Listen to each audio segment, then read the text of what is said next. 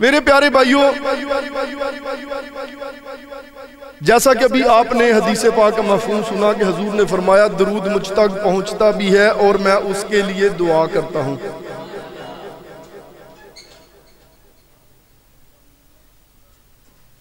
درود پاک پڑھنے کی بڑی ہی فضیلتیں ہیں۔ ایک دفعہ پڑھیں 10 گناہ معاف ہوتے ہیں، ایک دفعہ پڑھیں 10 نیکیاں ملتی ہیں، 10 درجات بلند ہوتے ہیں۔ قرب مصطفیٰ کے لیے درود پاک سے بہتر کوئی وظیفہ نہیں، اور یہ وہ وظیفہ ہے جس کے بارے میں رب کائنات نے قرآن پاک میں حکم ارشاد فرمایا۔ کسی عبادت کے بارے میں رب کائنات نے نہیں فرمایا کہ میں نماز پڑھتا ہوں تم نماز پڑھو، میں حج کرتا ہوں تم حج کرو، کچھ ایسا کچھ نہیں رب کائنات نے فرمایا۔ صرف یہ فرمایا ان اللہ و ملائکتہ یصلون علی النبی یا ایھا الذین آمنوا صلوا علیہ وسلموا تسلیما۔ میرے پیارے بھائیوں، درود کی بڑی ہی برکتیں ہیں۔ ان ساری برکتوں کو اگر ایک سائیڈ پہ رکھیں، ایک جو حضور علیہ السلام نے فرمایا نا جو مجھ پر درود پڑھتا ہے میں اس کے لیے دعا کرتا ہوں، صلیت علیہ، اس کے لیے دعا کرتا ہوں۔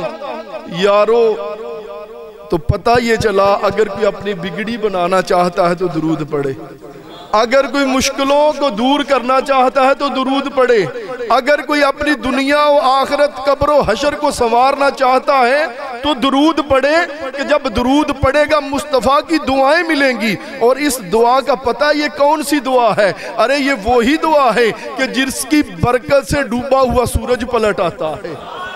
ارے یہ وہی دعا ہے کہ جس کی برکت سے چاند و ٹکڑے ہو جاتا ہے۔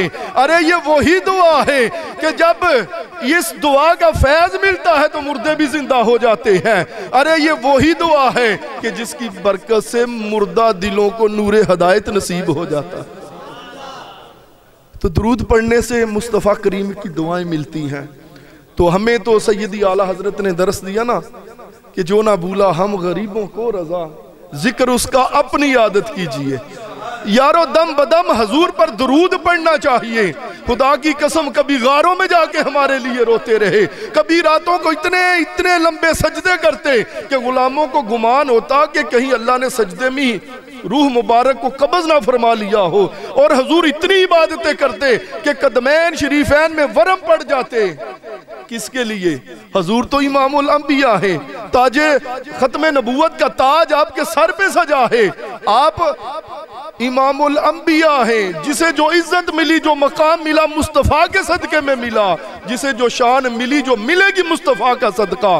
حضور کیوں روتے رہے کبھی غاروں میں کبھی راتوں کو ٹوٹ کر ہمارے لیے؟ ہمیں بھی چاہیے ان مصطفیٰ کو دم بدم یاد رکھے۔ معراج کا واقعہ، جب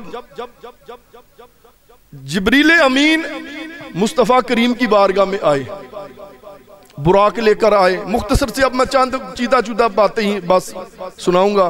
حضور جب براق پر سوار ہونے لگے نا، جبریل امین نے عرض کیا کہ اللہ عز و جل کی بارگاہ میں قرب خاص میں جانا ہے۔ مصطفیٰ کریم جب براق پہ سوار ہونے لگے، براق بھی اپنے نصیب پہ وہ بھی چومنے لگا۔ اچھا مصطفیٰ کریم براق پہ سوار نہیں ہوئے، مبارک آنکھوں سے آنسو جاری ہو گئے۔ جبریل امین عرض کرتے ہیں یا رسول اللہ، رب کائنات کی بارگاہ میں اللہ کے قرب خاص میں جانا ہے، یہ تو خوشی کا وقت ہے، روتے کیوں ہیں؟ فرمایا جبریل مجھے میری امت کے گناہگار یاد آ گئے، آج میرے لیے تو براق آ گیا۔ مجھے اس منظر نے تڑپا دیا کہ جب وہ پل صراط جو بال سے بریک تلوار سے تیز ہے، میرے گناہگار امتی اس پر سے کیسے گزریں گے؟ جبریل امین نے عرض کیا یا رسول اللہ، آپ براق پر سوار ہوں، میں اللہ کی بارگاہ میں عرض کروں گا جب آپ کی امت کا پل صراط سے گزرنے کا وقت آئے گا، میں اپنے پر بچھا دوں گا، اپنے پروں پر بٹھا کے پل صراط پار کرا دوں گا۔ اور یہ وہ سفر معراج ہے جس کی ابتدا ام ہانی کے گھر سے ہوئی، اور اللہ عز و جل نے قرآن پاک میں ارشاد فرمایا سبحان اللہ ذی اسریٰ بعبدہ لیلا من المسجد الحرام الی المسجد الاقصی۔ پاک ہے وہ ذات جو راتوں رات، اور لیلا مراد کے چھوٹے سے پیرے کو بھی میں تفصیل میں نہیں جاؤں گا کہ تھوڑے سے وقت میں اللہ تعالیٰ نے اپنے محبوب کے مسجد حرام سے مسجد اقصی تک، اور پھر آگے جنت کی سیر اور دوزخ کو ملاحظہ کیا، بہت کچھ مشاہدات ہوئے۔ اس واقعے کو اللہ کریم نے سفر معراج کو قرآن پاک کے 15ویں سپارے میں بھی اللہ تعالیٰ نے ذکر فرمایا۔ یہ وہ واقعہ جب حضور علیہ السلام آرام فرما تھے، جبریل امین اللہ کے حکم سے آئے، حضور آرام فرما ہیں، جبریل امین نے اپنے کفوری ہونٹوں سے مصطفیٰ جان رحمت کے قدموں پہ بوسے دیے، مصطفیٰ جان رحمت نے مبارک آنکھ کھولی، عرض کرتے ہیں حضور اللہ کے قرب خاص میں جانا ہے۔ تو اللہ تعالیٰ نے حور و غلماں کی برات میں اپنے محبوب کو دولہا بنایا، پھر مسجد اقصیٰ تک پہنچایا، وہاں پر نبیوں کی امامت کی، وہاں سے پھر آپ منزلیں طے کرتے کرتے اللہ عز و جل کے قرب خاص میں گئے۔ قرب خاص میں جا کر بھی ارے یار آج کوئی یار سے ملے تیسرے کا ہوش نہیں رہتا، وہاں پہ بھی حضور نے اپنے امتیوں کو یاد رکھا۔ پھر جب جنت کی سیر کی، دوزخ کو ملاحظہ کیا، حضور واپس تشریف لائے، حضرت موسیٰ علیہ السلام جو ہیں ان سے ملاقات ہوئی تو انہوں نے پوچھا کہ اے اللہ کے محبوب، اللہ کی بارگاہ سے آپ کو تحفہ کیا ملا ہے؟ فرمایا مجھے 50 نمازوں کا تحفہ ملا ہے۔ تو حضرت موسیٰ علیہ السلام کو کیونکہ اپنی امت کا پہلے تجربہ ہو چکا تھا تو وہ کہتے ہیں کہ اللہ کے محبوب اللہ کی بارگاہ میں جائیں، 50 نمازیں کوئی نہیں پڑھ سکے گا۔ تو المختصر یہ حضور جاتے رہے، 5 کم ہوتی رہی حتیٰ کہ 5 رہ گئی۔ پھر بھی موسیٰ کلیم کہتے ہیں کہ جائیں اللہ کی بارگاہ میں اور عرض کریں کہ اے مالک مولا اور کم کر دے۔ حضور نے فرمایا اے موسیٰ اب نہیں جانا، اب مجھے حیا آتی ہے کہ اللہ کی بارگاہ میں جا کے پھر کہوں کہ اور کم کر دے۔ تو حضور کا میرا وجدان کہتا کہ حضور نے یہی سوچا ہوگا کہ جو میرا وہ تو پڑھ ہی لے گا، جو میرا وہ تو 5 پڑھ ہی لے گا۔ تو میرے پیارے بھائیوں، مجھے سمجھ نہیں آ رہی میں کہاں سے بولنا اور کہاں سے نہیں، کیونکہ میں چاہتا ہوں میرے دوست جو دور سے تشریف لائیں ان کے ساتھ حق تلفی نہ ہو۔ تو میں صرف یہ عرض کرنا چاہتا ہوں، 5 رہ گئے، حکم ہوا کیا میرے حبیب جو 5 پڑھے گا ثواب 50 کا ہی ملے گا۔ تو یارو آج ہم نے سوچنا ہے، یہ جو ذکر مصطفیٰ کی محفلیں سجا کے بیٹھتے ہیں نا، اچھا ہماری خوش نصیب حضرت نے بڑے پیارے الفاظ بولے تھے۔ اصل بات یہ جو جس دا عاشق ہوئے گالو سے دی کردہ، 100 مکر بہانے کر کے او دے ہی مرنے مردہ۔ ہمیں تو مصطفیٰ سے پیار ہے تو ہم جناب کبھی کسی بہانے حضور کی یاد کی محفل سجا لیتے ہیں، کبھی کسی بہانے سجا لیتے ہیں۔ میرے پیارے بھائیوں، عرض یہ کرنا ہے ہماری زندگی میں کتنی دفعہ شب معراج آئی، ہم نے کتنی دفعہ یہ واقعات تو زبانی یاد ہوں گے، ہم نے اس سے سبق کیا لیا؟ حضور جب معراج کے سفر پہ جانے لگے تو حضور نے اپنے امتیوں کو یاد رکھا۔ یار حضور کی چشمان مبارک سے آنسو جاری ہو گئے جب اللہ کی قرب خاص میں گئے۔ اب وقت نہیں تو میں یہ بھی ڈیٹیل سے بتاتا جب نماز پڑھتے تحیات پڑھتے نا، یہ سارا وہ کلام ہے جو اللہ اور اس کے حبیب کا ہوا تھا، یہ سارا وہ کلام ہے۔ وہاں پہ بھی جب اللہ نے اپنے محبوب پہ سلام بھیجا تو محبوب نے پھر امتیوں کو یاد کیا، صالحین کو یاد کیا۔ تو میرے پیارے بھائی، جو محبوب ہر جگہ ہمیں یاد رکھے، یار ہمارا بھی تو حق بنتا ہے۔ حضور نے فرمایا نماز میری آنکھوں کی ٹھنڈک ہے، اور وہ جو کہا تھا حضور نے یہی سوچا ہوگا کہ جو میرا وہ تو 5 پڑھ ہی لے گا۔ اور یارو جب نماز ہم نہیں نہ پڑھتے، نماز چھوڑتے ہیں، یار قلب مصطفیٰ سوچیں یار کیا بندہ کہے۔ نماز حضور کی آنکھوں کی ٹھنڈک ہے، جب ہم نماز نہیں پڑھتے کیا مصطفیٰ کو خوش کرتے ہیں؟ قسم خدا کی جہاں پہ میں بیٹھا ہوا نا، میں نے بزرگوں کے قول پڑھے کہ ایسا وقت بھی آگے لوگ ممبر پہ بیٹھیں گے، ایمان والے ہوں گے، جب اتریں گے بے ایمان ہو چکے ہوں گے۔ یہ بڑا نازک جگہ ہے، یہ بڑی نازک جگہ ہے۔ میرے پیارے بھائیوں، کبھی ہم نے سوچا ہے، کبھی غور کیا ہے کہ مصطفیٰ جان رحمت اللہ کے قرب خاص میں جا کے بھی امتیوں کو یاد رکھیں؟ امتی حضور کو کتنا یاد کرتا ہے، کتنے دن گزر جاتے حضور پر درود نہیں پڑھتے اور دلیلیں مانگتے ہیں۔ حضرت جی حضور دے نا تے گھوٹے چومیے کہ نہ چومیے، اکھاں تے لائیے کہ نہ لائیے؟ یہ امتی ہے جن کے لیے حضور غاروں میں جا کے روتے رہے، یہ امتی ہے۔ تو جب بھی ہم نماز قضا کرتے ہیں حضور سے بے وفائی کرتے ہیں، جب بھی ہم نماز نہیں نہ پڑھتے حضور سے بے وفائی کرتے ہیں۔ ہمارے پلے تو ہے ہی کچھ نہیں، اگر مان ہے حضور کی نسبت پہ مان ہے۔ آج میرے پیارے بھائیو یارو، آج ایسے ہو جائیں، رب رسول کو راضی کر لیں۔ اللہ اور اس کا حبیب اگر ناراض ہو گئے، اللہ نہ کرے ہماری زندگی میں ایسا وقت آئے کہ حضور ناراض ہو، اگر وہ ناراض ہوگی تو پھر کیا بنے گا؟ کدھر جائیں گے ہم؟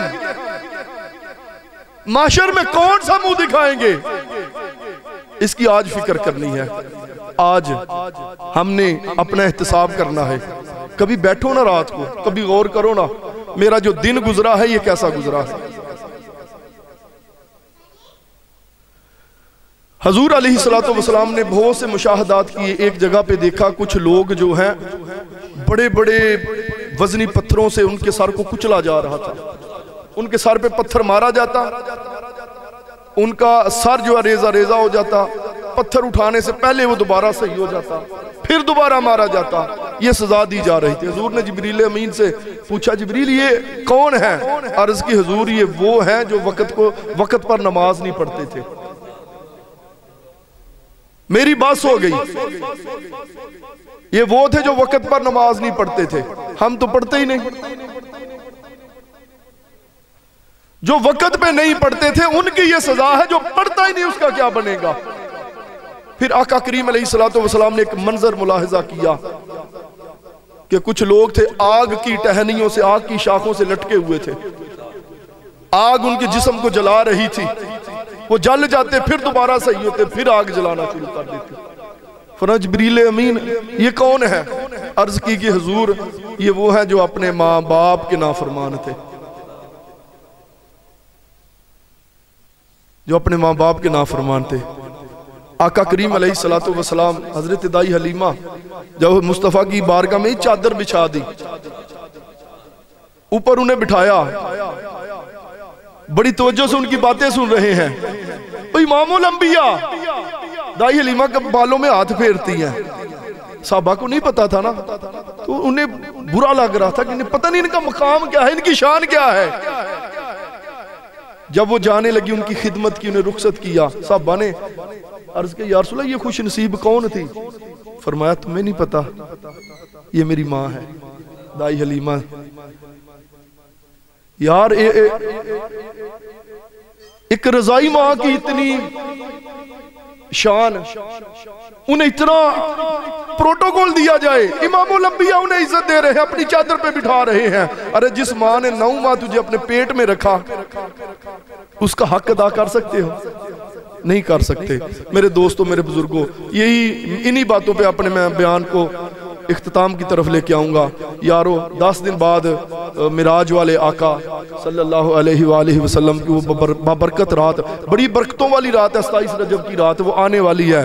اس سے پہلے حضور کو کچھ تحفہ دے لیں. میری مسجد میں ہوتی 12 روزہ محفل. ایک بندہ تھا مجھے کہتا رہتا تھا وہ نماز پڑھنے نہیں آتا تھا. پھر اچانک کیا ہوا، اس نے نماز پڑھنی شروع کر دی.